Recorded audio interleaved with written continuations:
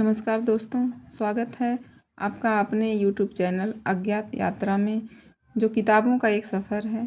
आइए देखते हैं ओशो की पुस्तक सतगुर मिले त उबरे के कुछ अंश।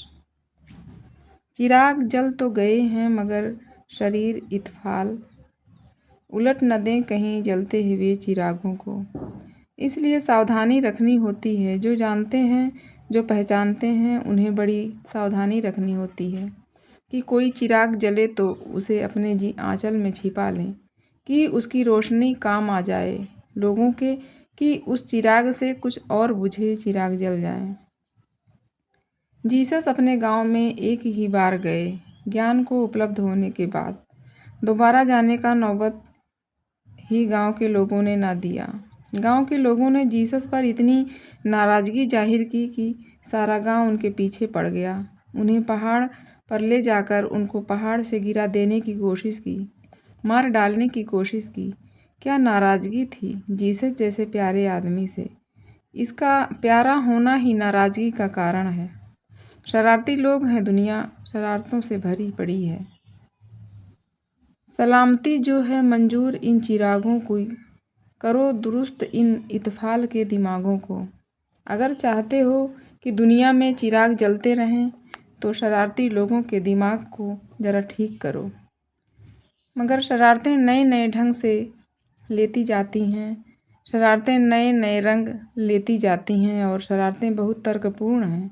शरारतें शास्त्रों का उल्लेख करती हैं।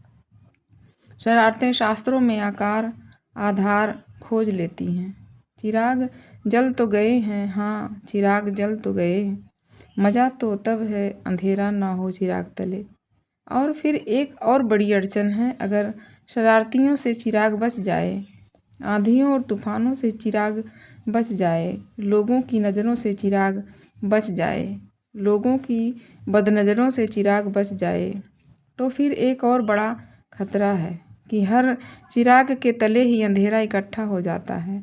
तथा कथित शिष्य इकट्ठे हो जाते हैं जिनमें शिष्यत्व की कोई क्षमता और बोध नहीं होता।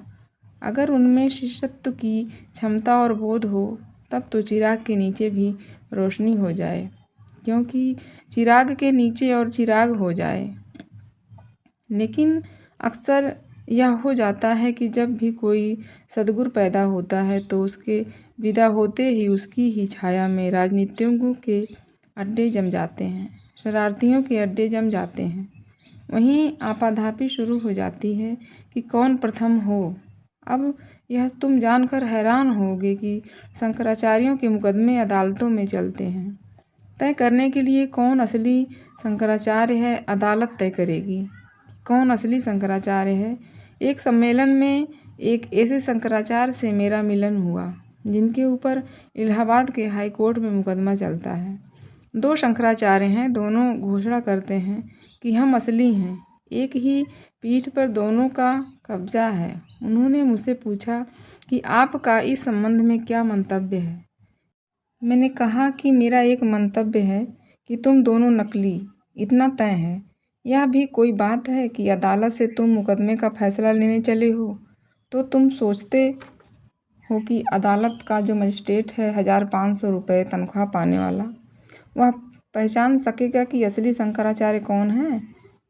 वह तो बेचारा सिर्फ अदालती ढंग से देख रहा है।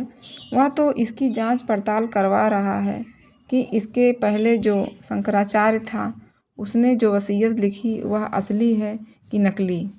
जिसके नाम लिखी, दोनों के पास वसीयत है। जहाँ तक संभावना यह है कि दोनों के नाम लिखी हो, पहले एक के नाम लिखी हो, फिर मरते वक्त आधी मूर्छा में बेहोशी में दूसरे ने भी दस्तखत करवा लिए हों। तो मैंने कहा कि तुम दोनों तो शंकराचार्य नहीं हो। इससे यह भी तय होता है कि तुम्हारा गुरु भी शंकराचार्य नहीं था। चिराग के तले अंधेरा इकट्ठा हो जाता है। चिराग जल तो गए, हाँ चिराग जल तो गए।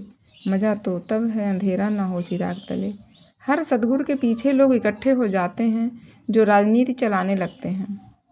उनसे सावधान होना ज़रूरी है, नहीं तो फिर पोप पैदा होते हैं और शंकराचार्यों के मठ खड़े हो जाते हैं और सब उपद्रव हो शुरू हो जाता है। चिराग वाम पे हो, फर्शों आसमां पे चिराग, चिराग जले ऊंचाइयों पर, शिखरों पर, आसमानों पर, बुलंदों पस्त पे सब कह उठे चिराग जले। और उत्थान हो कि पतन, लेकिन चिराग जलते रहें। लेकिन हमें सहारा देना होगा। ये चिराग कुछ ऐसे नहीं हैं कि अपने आप जलते रहेंगे। इन्हें हमें प्राणों के द्वारा जलाना होगा। प्राणों की आहुति देंगे तो ये चिराग जलेंगे। बुद्धों के चिराग जल सकते हैं, इस जगत की सुबह भी करीब आ सकती है, लेकिन बहुत बहुत लोगों को अपने प्राणों का स्नेह इन चिरागों को जलाने में लगाना होगा। अब तक यह नहीं हो पाया है, इसलिए आदमी अंधेरे में है।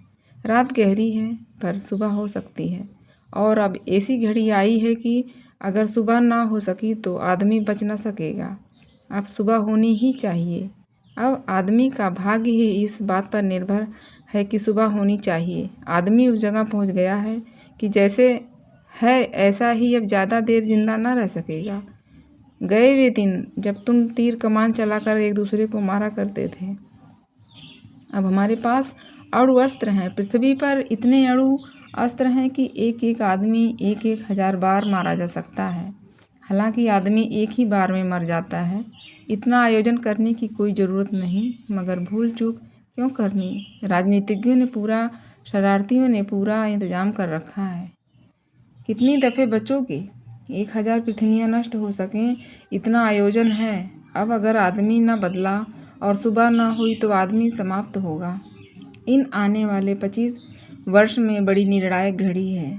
या तो आदमी नष्ट होगा और यह पृथ्वी आदमी से शून्य हो जाएगी, या फिर एक नए आदमी का जन्म होगा, एक नई सुबह। लेकिन ये जो छोटे छोटे चिराग जले हैं, इन्हीं से आशा बनी।